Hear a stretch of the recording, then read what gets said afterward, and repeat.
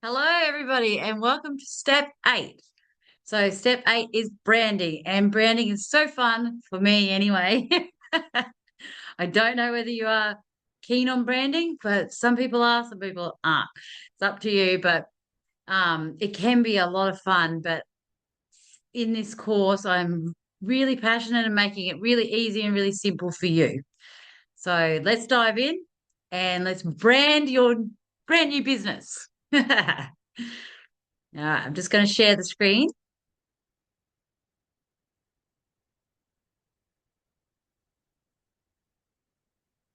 Okay, so we've got branding. So you are your own brand. So we're going to create a brand identity for you. And what is great about Canva, you would have heard about Canva, it's completely free. So you can just start doing branding straight away, free. Especially this course is really about budgeting and really making it a bootstrap budget to begin with so that you don't have to do a lot of upfront costs. And then from there, when as you're growing, then the pro Canva is awesome. And I'm not promoted by any of these people. Like I don't get paid from any of these people, but um I just love when I love a product, I tell people about it. So Canva Pro is what I use because it has extra fonts, it has extra elements that you can use that are just a little bit better. But to begin with, Canva free is awesome. So you can create, like I've created these slides on Canva. You can create all sorts of things. You can create all your templates, all your reels, all your quotes and everything that you want to put up on your socials, all your YouTube banners, your Facebook banners, everything, absolutely everything, blogs, anything you can imagine, you can pretty much do on Canva. So if you don't have Canva, definitely download that app. And let's get into it because we're going to do logo, fonts, and colors. So, logo design. Top 5 steps to determine the best logo for your business. Create a logo isn't just about making something that looks good. So today we're going to go through the top 5 steps to determine the best logo for your business. So creating a logo isn't about just looking good. It's about actually crafting a visual identity that embodies your brand's values, your mission, and your personality. Because people don't want to see a bland logo. They want to get something from it. They want to go like, oh, that looks good. Like you want to draw them to it. So here are the top 5 steps to determine the best logo for your business, according to me. So step 1 is define your brand's identity objective. So understand your brand's core values, your mission, and personality. So from the past lessons that we've had, what are your values? What's your mission? What's your personality? How is that going to look in a logo? What colors, like that kind of thing? How is it going to come across? So, questions to consider. So, write this down if you like. What are your brand's core values? What message do you want your logo to convey? What emotions do you want your audience to feel when they see your logo? And who is your target audience? So we're going to go into target audience. I think it's like the next lesson, but to keep that question until we do that. Um, but start to think about the other questions right now because the logo will take a little bit to get it right. And then we'll bring in the target audience as well. So create a brand brief that outlines these elements.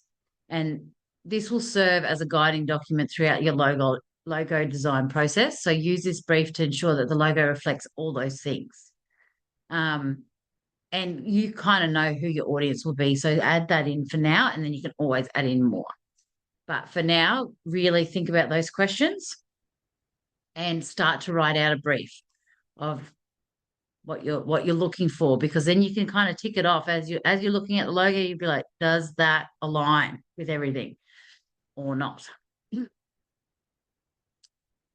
Okay, so step 2 is research your industry and competitors' objective. So gain insights into the industry trends and identify what works and what doesn't.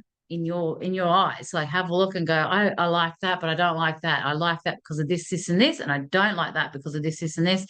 And the things I don't like about this one that I do like is this, and this. So you can kind of craft your own ideas and you'll know what you do and don't like. Um, so questions to consider here is what logos are common in the industry? What elements do your competitors use in their logos?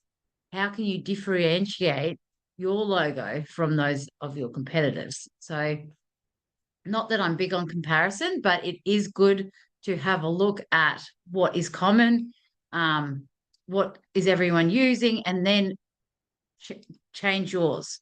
So see what's happening, see what's working, what you do and don't like, and then bring it into your own thing. So action for this is to compile a mood board with logos and visual elements from competitors and industry leaders. And some of them doesn't have to actually be in your area, either in your industry, because you might just really love a logo that you're like, I really love that. And it's because of the fonts and the emotion that's behind it, and you really want to bring that forward. So just have a look at all the logos. Keep your eyes peeled for logos. Um, and so note any common themes, any common colors and styles, and identify any gaps or opportunities where the logo can stand out. So really just start to be aware, put in your awareness logos. Step 3 is choose your logo type. So the objective here is to decide on the type of logo that best suits your brand. So these are the types of logos. So there's word mark. So it's a text only logo that uses the brand's name in a unique font. So Coca-Cola. Then there's letter mark, which is a typography based logo that consists of the brand's initials, like HBO. Brand mark, which is a symbol or icon. It's a logo that consists of a graphic symbol like Apple. So like when you see that Apple sign, you know that it's that. Then you've got a combination mark, which is a logo that combines a word mark and a symbol. So like Adidas. Then you have emblem, a logo where text is placed inside a symbol like Starbucks. So as soon as you say that, you can see it. So your action for this is to evaluate which type of logo aligns with your brand identity and resonates with your audience. So sketch out some rough ideas for each type and just see what feels right for you. And we've got step 4. So focus on simplicity and versatility. So the objective here is to ensure your logo is simple and memorable and is versatile across all the different mediums. So key considerations is simplicity. So simple design that's memorable, versatile. Scalability. So your logo should look good in both large, like billboards, and small formats. So social media icons and stuff like that. So like just in the little circle on your social media, make sure that it's going to look good in that as well. So color or black and white. So ensure that your logo works well both in color and black and white versions as well. Multi-use. So consider how your logo will appear on different materials such as digital screens, print media, merchandise, signage. Just start to think about all the different things that you can put it into. So your action here is to test your logo concepts in different sizes and different formats and like black and white color, and create mock-ups to visualize how your logo will look in various applications. So just really try that. Just really give everything a go. Step 5 is to gather feedback and refine. So the objective here is to get input from others and make necessary adjustments. So this is after you've done all of this. You do this last. And then if you have anyone in your target audience, get feedback from people who represent your type of client. All your peers and colleagues. So like anyone that you trust that you want to show, seek opinions from them. Professional designers, if possible. So consult with a professional designer if you like. And if you don't feel that you can do any of the logo and you don't want to do Canva, you can go onto Furver, which is FIRVRR, and it's an app where you can hire someone to do a logo for you, and for not very much either. So you can do that also if you just go, no, that this is not for me and I don't want to do that. You can also delegate it out.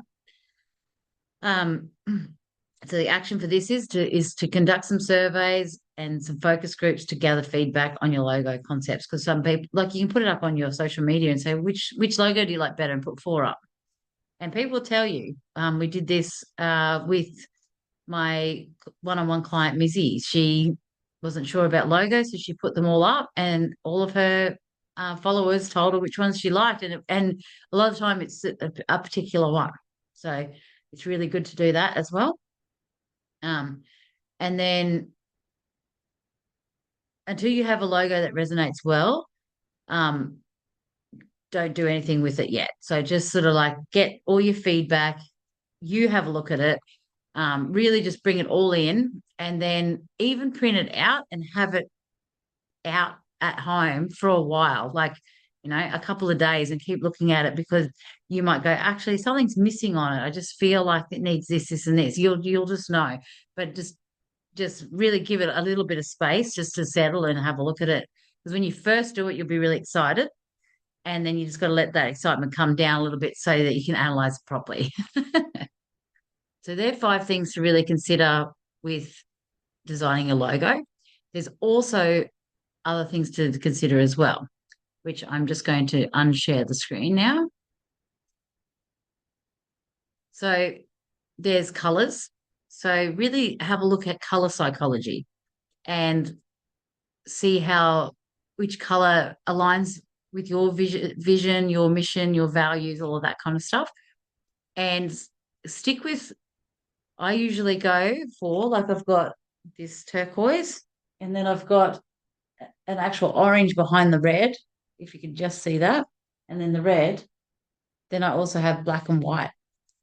So I've got five colors, but black and white is a good two to have in between, unless your whole brand is going to be black and white, but in between, so that you can use that in your social media and that kind of thing. But about five colors, with like two or three being your main primary ones, and stick with that. And that's the hardest thing for creatives, to stick with those colors, because they go, I'm bored of these colors now. I'm already bored of these colors. I want to change them, but I can't, because that is the branding, that is the visual, that is what is going to grow your brand. You can eventually change it, but to begin with, just stick with the same thing for a while, so that people get used to you and start to know your name. Um, so think about color psychology. Pick some colors that really resonate with you, and that how you want everything to look.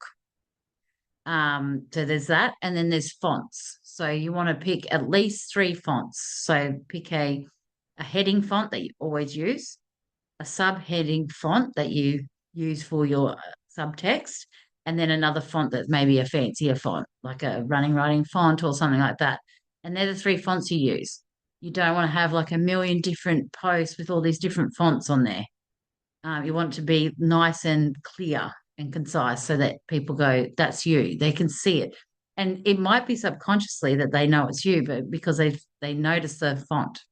It's weird. The font and the colors. They're like, oh, that's you. So they're things to consider as well. So have fun creating your logo, and what type of logo you're going to do, whether it's like a symbol and text, or just text, or within a symbol, but just have lots of fun. And I'd love to see them too. So email me your logos as well. And I'll see you in the next lesson.